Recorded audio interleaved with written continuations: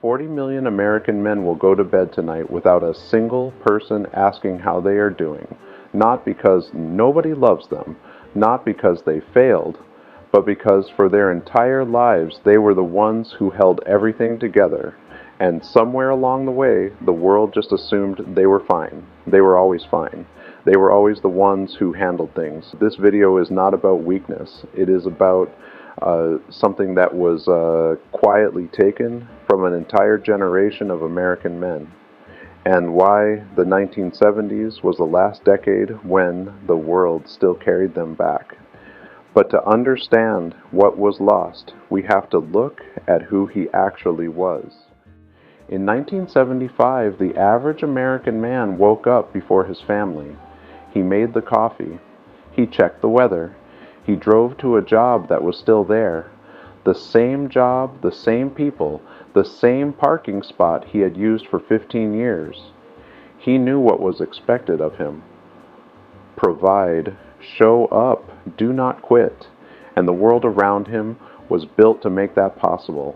A mortgage he could actually pay, a neighborhood that knew his face, a paycheck that meant something at the end of the week. He was not asking for recognition, he was asking for nothing, and that was exactly the problem. Because what made his life work was something so simple we never noticed it until it disappeared. There was an agreement in 1970s America. Nobody signed it, nobody spoke it out loud, but every man understood it. You carry the weight, you keep the lights on, you do not complain. And in return, the world would hold its end.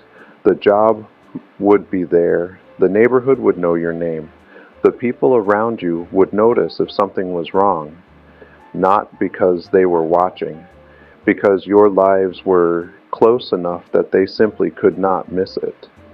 That was the deal. And for most of the 1970s, it held. But here is what nobody put in that contract, and it cost more than anyone counted. There was a man 3 houses down. Maybe his name was Ray. Maybe it was Don. He knew what time you left for work. He knew your car by sound. He knew when you got home late without you ever telling him. You would stand at the fence for 10 minutes after work. Nobody said much. But something in you settled. That was not small. That was the whole thing. Research on American men from the 1970s shows that strong neighborhood ties were one of the strongest predictors of emotional stability in middle-aged men. Not therapy, not self-help. Just a man at a fence who knew your name. And when that disappeared, something that had no name disappeared with it. In 1975, there were places in every American town that existed for one reason. So men could be somewhere together. Not to talk about their problems. Not to fix anything emotional. Just to exist in the same room.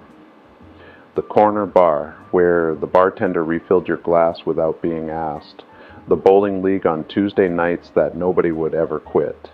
The garage on Saturday afternoon, where 3 guys fixed something that did not really need fixing.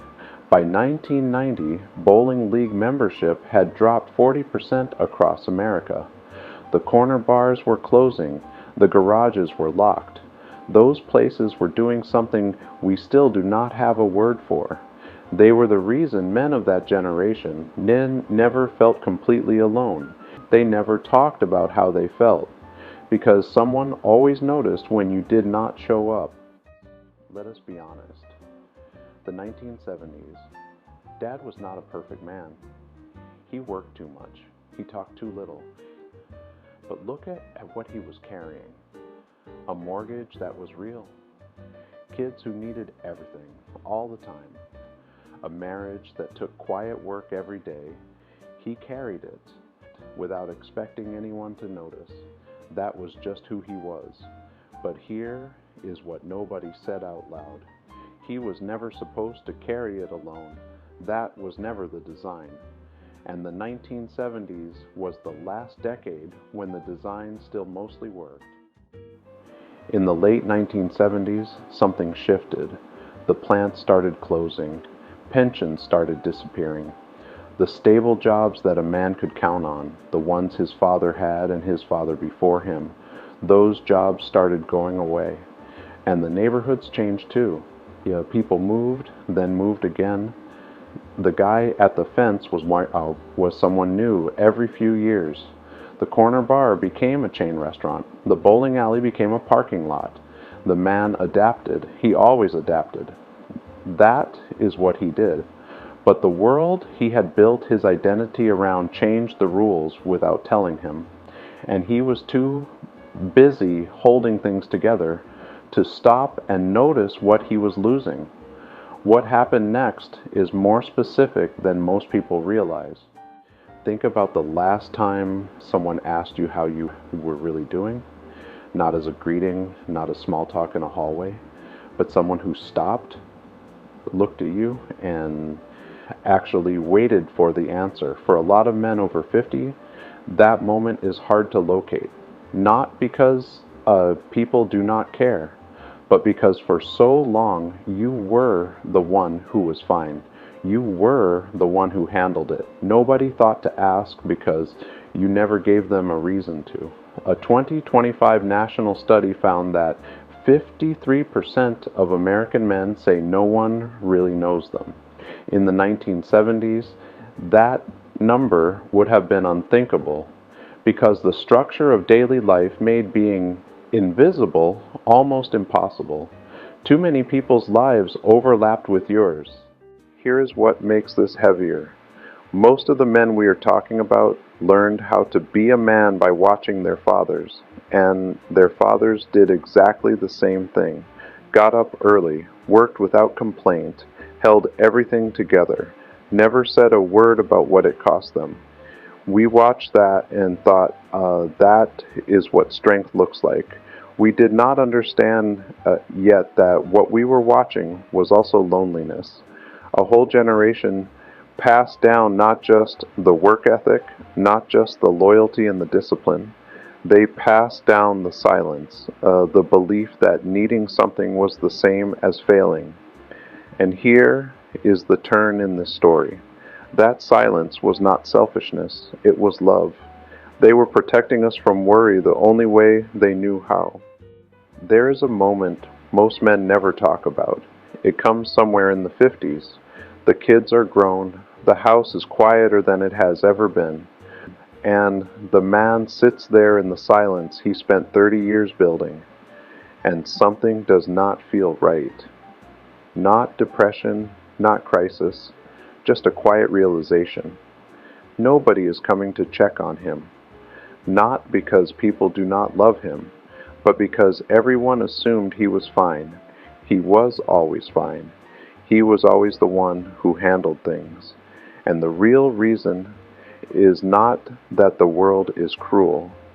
It is that the system that used to quietly hold men together has been gone for 30 years, and nothing replaced it. When the bowling leagues closed, and the corner bars shut down, and the neighbors stopped standing at the fence, we did not just lose places, we lost the daily experience of being known without asking for it. In the 1970s, a man could go an entire week without a single deep conversation and still feel held, because 10 different people saw his face in 10 different places, and they noticed when he was not there. Today, a man can disappear for months, and the world keeps moving. That is not weakness on his part. That is a structure that collapsed around him while he was busy doing what he was supposed to do. And this is what matters most. It was never the big moments. It was the bartender who said, "rough week," and meant it. It was the coworker who handed you coffee on a Monday and just nodded because he knew. It was the neighbor who saw your car home at noon on a Tuesday and knocked on the door. Not to pry, just to check. Nobody called these things support. Nobody wrote them in a book. They were just the daily texture of a world built to hold people together. And they were doing more work than anyone ever understood. They were the reason so many men of that generation carried so much for so long without breaking, not because they were tougher than us, because they were never completely alone. We are not getting the 1970s back. The plants are not reopening. The bowling leagues are not coming back. That world is gone. But here is what is not gone.